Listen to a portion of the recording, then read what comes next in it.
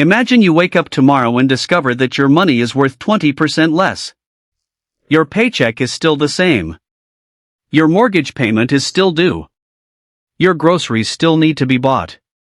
But somehow, the money in your bank account buys less than it did a year ago. For Americans, this sounds like a modern problem. But nearly 2,000 years ago, the Roman Empire was already wrestling with the same basic question. How do you keep an enormous economy running when the government needs more money than it has? The Romans didn't have credit cards, online banking, stock markets, or the Federal Reserve. Yet they built one of the largest economies the ancient world had ever seen. They taxed millions of people. They paid enormous armies. They built roads, ports, aqueducts, and cities. They moved goods across thousands of miles.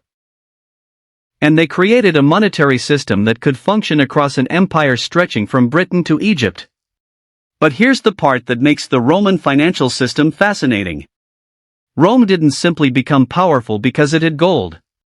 Rome became powerful because it learned how to turn money, taxation, debt, land, labor, and military power into one enormous economic machine. And some of the financial ideas behind that machine still look surprisingly familiar today. By the end of this story, you'll see why Rome's greatest financial achievement wasn't a particular coin. It was something much bigger. It was the ability to make millions of people participate in the same economic system. Welcome to Money Explained Differently, where we uncover the hidden side of money and explain the financial stories most people never see. Now imagine you're an American homeowner. You have a house. You have a mortgage. You have a job. Every month, money comes in. Every month, money goes out. And most of the time, you probably think of your financial life as a collection of separate decisions. Your mortgage is one thing. Your taxes are another. Your bank account is another. Your paycheck is another. But from the perspective of a government, these aren't separate. They're connected. If people earn money, the government can tax them. If businesses sell goods, economic activity creates more taxable wealth. If roads make transportation cheaper, trade expands. If trade expands, businesses become more valuable. If businesses become more valuable, more taxes can potentially be collected. And if the government can collect those taxes reliably, it can fund armies and infrastructure. This creates a cycle. Money builds infrastructure. Infrastructure expands commerce. Commerce creates wealth. Wealth creates taxes. Taxes finance the system. The Romans understood this connection remarkably well. Not perfectly. Not peacefully. And certainly not fairly. But they understood it. And one of the best examples was the Roman road. A road sounds like infrastructure. But financially, a road is an economic investment. A merchant who once needed weeks to move goods might be able to do it faster. Soldiers could move more quickly. Farmers could reach markets. Taxes could be collected from distant regions. Cities could become connected. The road itself didn't produce money. It made the movement of money easier. That's an important distinction. And it's something modern economies still understand. When the United States builds highways, ports, railways, airports, and internet infrastructure, the goal isn't simply to create something people can use. The larger goal is to reduce friction.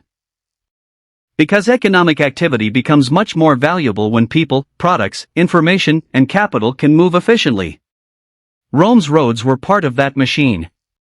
But roads alone don't pay an army. For that, Rome needed something even more important. Taxes. And Roman taxation was far more sophisticated than the image of a Roman official simply showing up and demanding coins. The empire had different taxes, different systems, and different arrangements across different provinces. There were taxes on land. Taxes on certain transactions. Customs duties. And various forms of tribute and revenue. The system changed over time, and local conditions mattered enormously. But the basic idea was simple. Rome needed a reliable stream of resources from the territories it controlled. And this created one of the empire's greatest financial advantages. Rome didn't need every province to become identical. It could plug different regions into the larger system while allowing significant local differences to remain.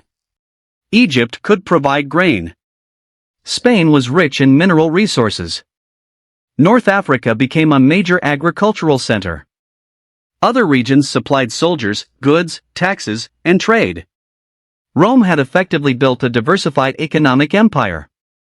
And diversification matters. Imagine an American investor whose entire retirement depended on one company. If that company collapsed, everything could disappear. But an investor holding assets across different industries and regions has a different risk profile. Rome's empire was obviously not a modern investment portfolio. But economically, controlling many different productive regions gave Rome access to a broad base of resources. And that mattered enormously. Because Rome's most expensive institution wasn't a road. It was the military. The Roman army had to be fed, equipped, housed, and paid. And this created another financial innovation that is easy to overlook. Soldiers weren't simply a military expense. They were economic participants. A soldier received pay. That pay could eventually be spent. Soldiers bought food, clothing, tools, entertainment, and other goods. Military bases became economic centers. Settlements grew around them. Merchants followed the army. Local businesses developed. In other words, military spending didn't simply disappear. A portion of it circulated through the economy. This is something modern governments understand too. When the US government spends money on military contracts, the money doesn't vanish after the government writes the check. Companies receive contracts. Workers receive wages. Suppliers receive payments. Those people and businesses spend money elsewhere. Of course, government spending can have costs, inefficiencies, and unintended consequences. But the basic mechanism is familiar. One payment can become someone else's income. The Romans lived inside this system. But there was a problem. Rome needed money. And sometimes it needed more money than it could comfortably collect. That's where the Roman coin becomes extremely interesting. For most people, a coin looks like money. To a government, a coin can be something else. It can be a promise backed by authority. Roman coins carried the image of the emperor. They communicated power. They could circulate across enormous distances.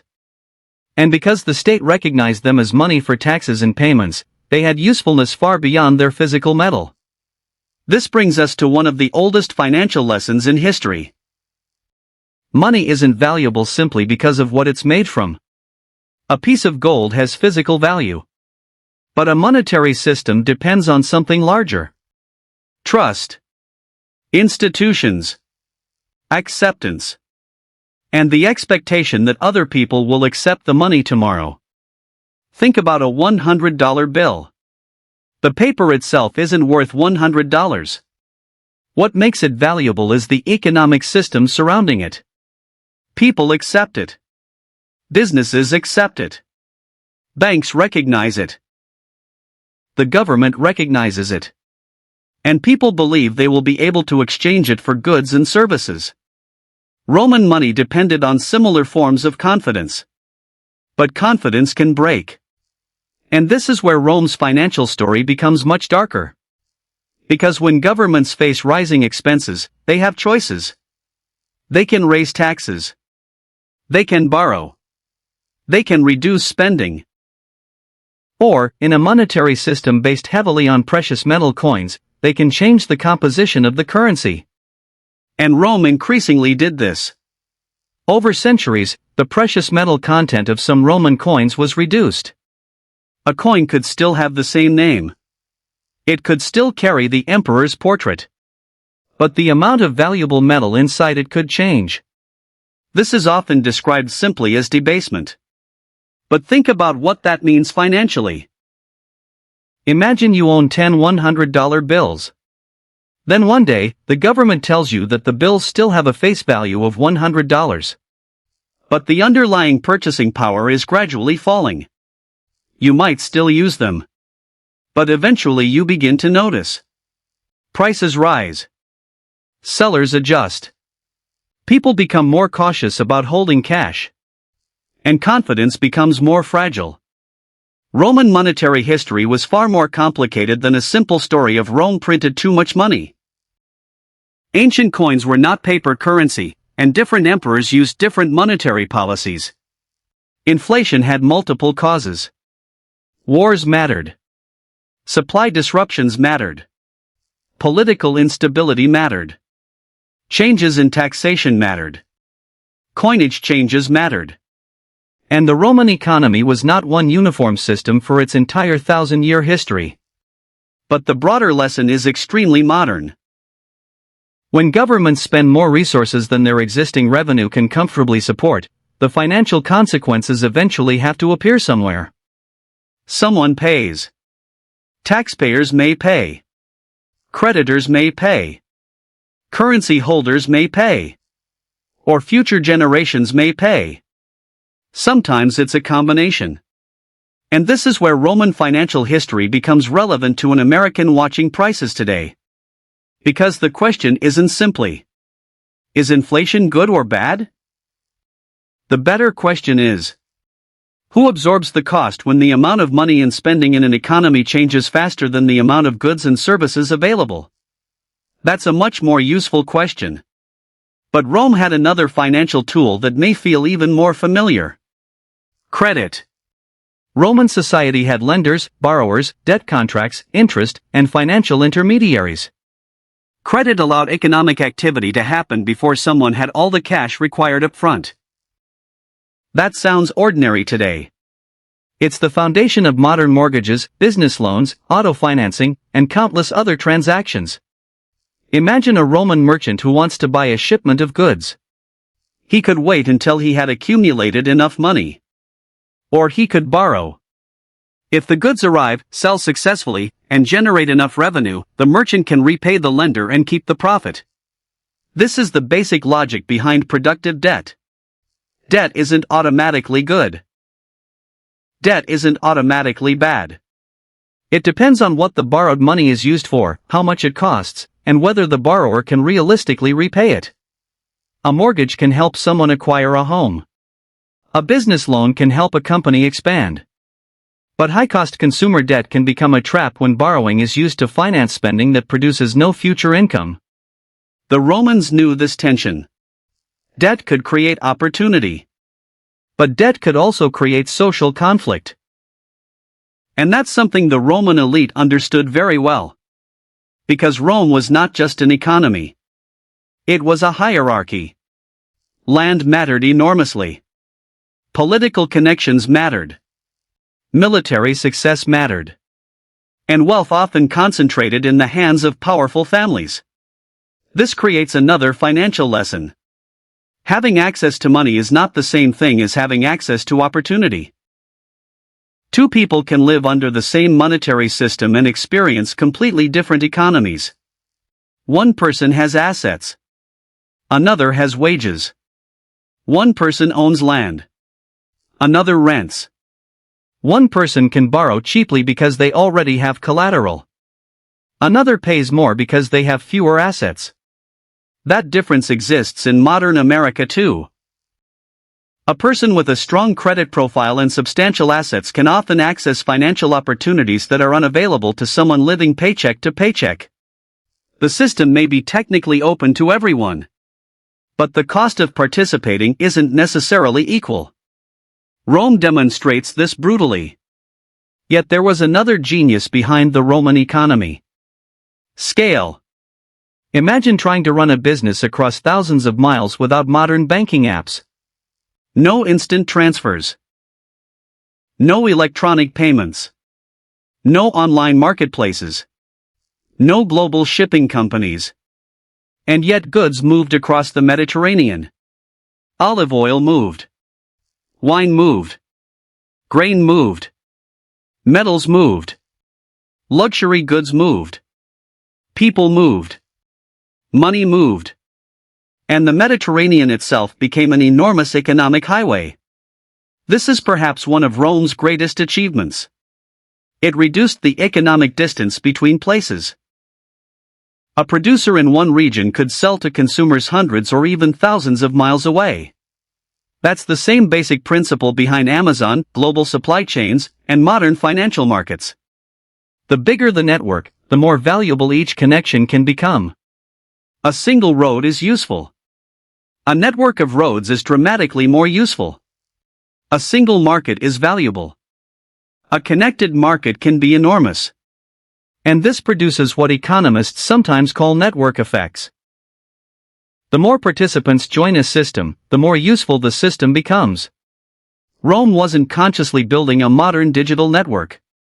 But economically, the empire functioned as one of the ancient world's largest connected networks. And here's where the story gets especially interesting. Because Rome didn't merely move goods.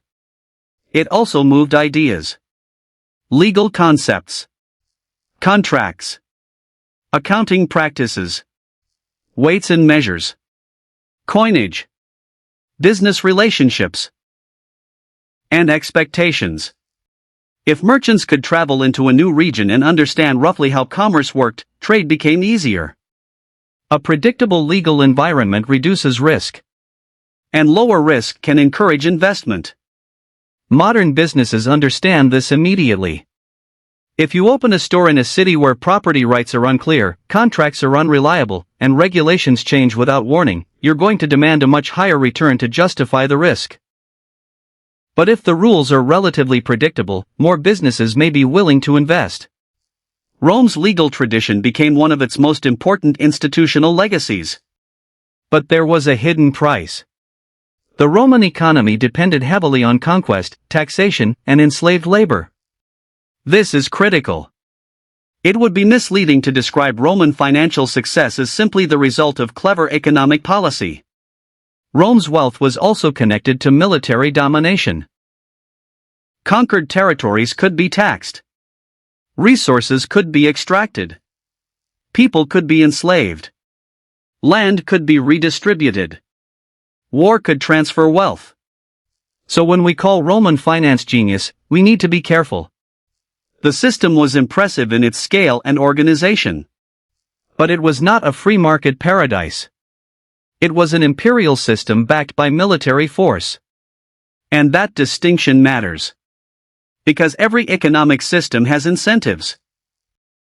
Rome's system rewarded expansion for long periods. Conquest could bring new land, resources, taxes, and slaves. But eventually, expansion became harder. And that created a serious financial problem. What happens when an economic machine built partly around expansion can no longer expand at the same pace? Expenses remain. The military remains. Government remains. Infrastructure needs maintenance. Political competition continues. But new sources of wealth become harder to acquire. And when the growth of resources slows while obligations continue, pressure builds. That is a lesson any modern economy can understand. A household can survive for years while spending more than it earns if it has savings or access to credit. A business can operate while losing money if investors continue financing it. A government can carry large debts if lenders continue trusting it. But eventually, the question becomes unavoidable. What supports the promises? Rome faced this question repeatedly. Political instability increased. Civil wars consumed resources. Currency systems changed. Tax burdens shifted. Trade patterns changed. The empire itself eventually divided politically. And in the Western Roman Empire, the political structure that had supported the old economic system broke apart. But here's the twist. Rome's financial system didn't simply disappear. Many institutions, legal traditions, coins, commercial practices, and ideas about taxation and administration influenced the societies that came afterward. The empire fell. The lessons didn't. And perhaps that's the biggest financial lesson of all. When we look at Roman coins in a museum, it's tempting to see them as ancient objects. But they represent something much more familiar. A government trying to collect revenue. A population trying to protect wealth. Merchants trying to manage risk. Borrowers trying to finance opportunities. Lenders trying to earn returns. Workers trying to survive rising prices. Businesses trying to reach customers. And ordinary people trying to understand whether the money in their hands will still buy something tomorrow. That's not an ancient problem. That's a human problem. And perhaps Roman financial genius wasn't that they invented modern banking. They didn't. It wasn't that they understood economics perfectly. They certainly didn't. Their greatest achievement was understanding something simpler. Money becomes powerful when it is connected to a network. A coin connected to taxes. Taxes connected to government. Government connected to roads. Roads connected to trade. Trade connected to cities. Cities connected to markets. Markets connected to wealth. And wealth connected back to the state. That was the machine. And once you see it, Roman history looks different. The roads weren't just roads. The coins weren't just coins. The taxes weren't just taxes. The army wasn't just an army. They were components of one enormous economic system. And that's why the story of Rome still matters to anyone with a mortgage, a bank account, a business, a retirement portfolio, or simply a paycheck. Because the biggest financial systems in history rarely announce themselves. They operate quietly in the background. You see the price at the grocery store. You see the interest rate on your mortgage. You see the number in your bank account. But behind those numbers are institutions, incentives, debts, expectations, and networks that determine how money moves. The Romans understood that better than most ancient civilizations. And their empire offers us a warning as well as an achievement. A financial system can become incredibly sophisticated. It can build roads, connect markets, create enormous wealth, and survive for centuries. But no financial system can escape reality forever.